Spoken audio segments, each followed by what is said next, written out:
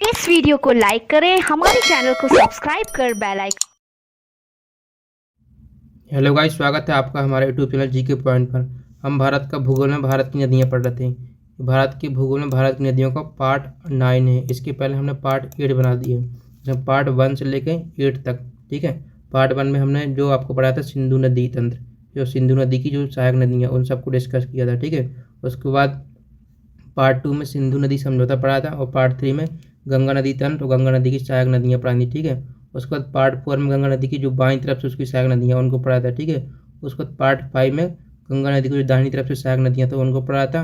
और पार्ट 6 में मैंने पढ़ाया था ब्रह्मपुत्र नदी तंत्र और ब्रह्मपुत्र नदी की जो इतनी भी सहायक नदियाँ थी उनको पढ़ाया था। ठीक है, उसके बाद पार्ट 8 में क्या पढ़ाया था हमने? पार्ट 8 में जो बंगाली खाड़ी में गिरने वाली नदियाँ उनको पढ़ाया था। ठीक है, अभी पार्ट 9 है। पार्ट 9 में हम पढ़ाएंगे आपको जो अरब सागर में भारत की नदियाँ जो गिरती हैं। ठीक है, उन सबको डिस्कस करेंगे इस वीडियो पार्ट में। ठीक है, चलिए तो स्टार्ट करते हैं।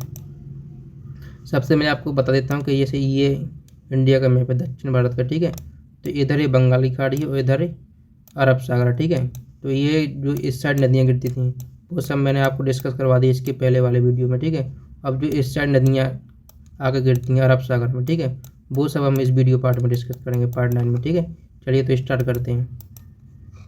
सबसे पहले हम देखते हैं साबरमती नदी। कौन सी नदी? साबरमती नदी। ठीक है, इस नदी का उद्गम अरावली पर्वत जय समुद्र झील, ठीक है, अरावली पर्वत में जो जय समुद्र झील है वहाँ से इसका उद्गम होता है। ठीक है, जो कहाँ होता है? राजस्थान राज्य में। ठीक है, याद रखना। इसका समागम राजस्थान गुजरात में बहते हुए खम्बात की खाड़ी में, एक खम्बात लिखा है, याद रखना, खम्बात की खाड़ी में इसका समागम हुआ था जो अरब सागर में। ठीक है, याद रखना।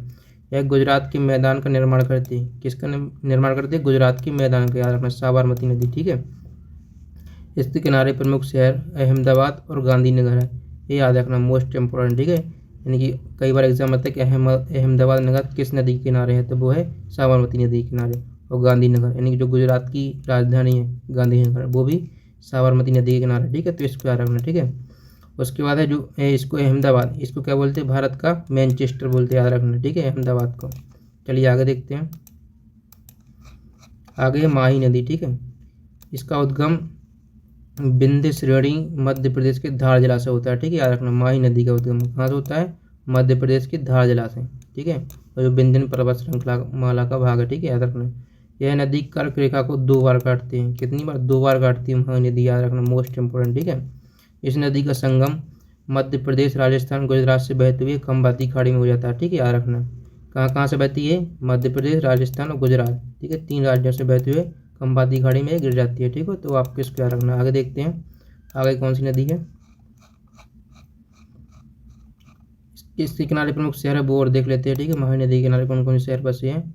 इसके किनारे प्रमुख शहर है बड़ोदरा, याद रखना। ठीक है, बड़ोदरा शहर माही नदी के तट पर, याद रखना, जो पेट्रोलियम, केमिकल और रिफाइनरी के लिए प्रसिद्ध है। किस किस के लिए? पेट्रोलियम, केमिकल और रिफाइनरी। बड़ोदरा शहर, याद रखना, मोस्ट इंपोर्टेंट। ठीक है, माही नदी के तट पर है। अब उसके बाद देखते हैं नर्मदा नदी। ठीक है, नर्मदा नदी का उद्गम कहाँ से होता है वो देखते हैं। इस नदी का उद्गम मध्य प्रदेश के अनूपपुर जिले के अमरकंटक से होता है। कहाँ से होता है? अनूपपुर जिले के अमरकंटक से, याद रखना, अमरकंटक नामक स्थान से इसका उद्गम होता है नर्मदा नदी। नर्मदा नदी को हम जब मध्य प्रदेश का भूगोल पढ़ेंगे, ठीक है, उसमें अच्छे विस्तार से इसको डिस्कस करेंगे इस नदी को। ठीक है, तो अभी हम केवल संक्षेप में इस नदी को पढ़ेंगे। ठीक है, तथा इसका समागम भ्रंश घाटी में बहते हुए भड़ौच गुजरात राज्य के पास खम्बाती खाड़ी में, याद रखना, ये खम्बात लिखा है, खम्बात। ठीक है, खम्बाती खाड़ी में हो जाता है। कहाँ पे? भड़ौच के पास, गुजरात राज्य में। ठीक है, याद रखना।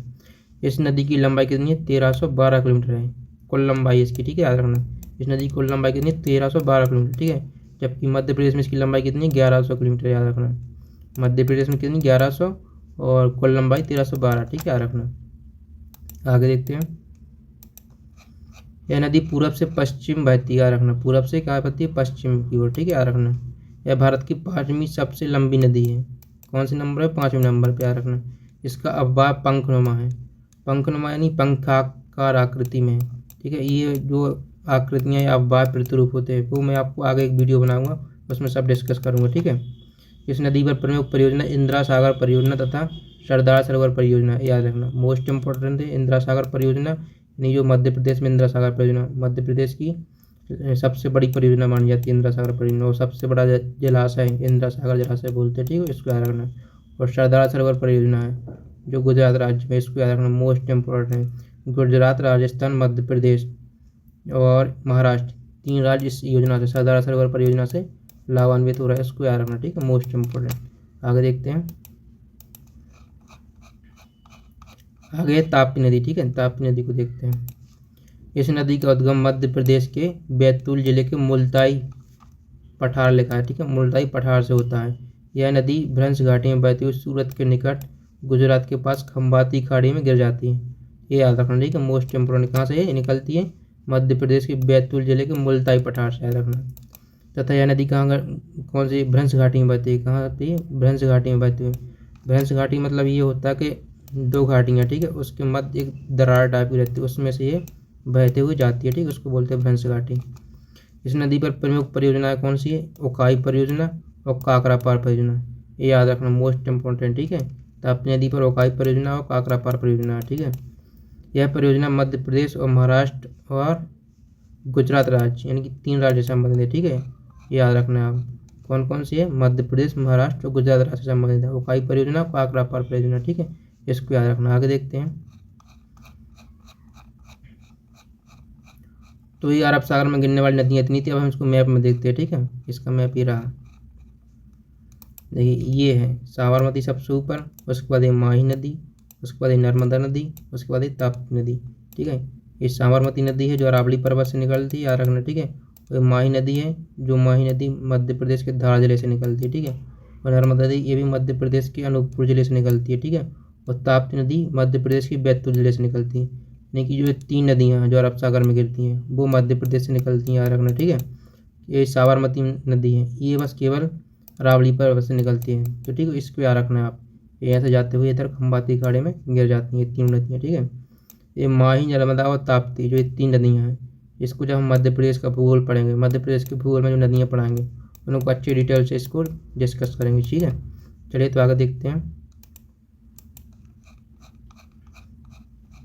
चलिए तो इतना ही था। अब आगे जो हम वीडियो का पार्ट 10 लाएंगे, ठीक है, तटीय अपवातन, जो तटीय नदियाँ उन सबको वीडियो को पार्ट 10 में डिस्कस कराएंगे, ठीक है। चलिए तो आज के लिए इतना ही। उम्मीद है आपको वीडियो पसंद आई होगी। अगर वीडियो पसंद आ रही है तो चैनल को लाइक शेयर सब्सक्राइब जरूर कीजिएगा। धन्यवाद।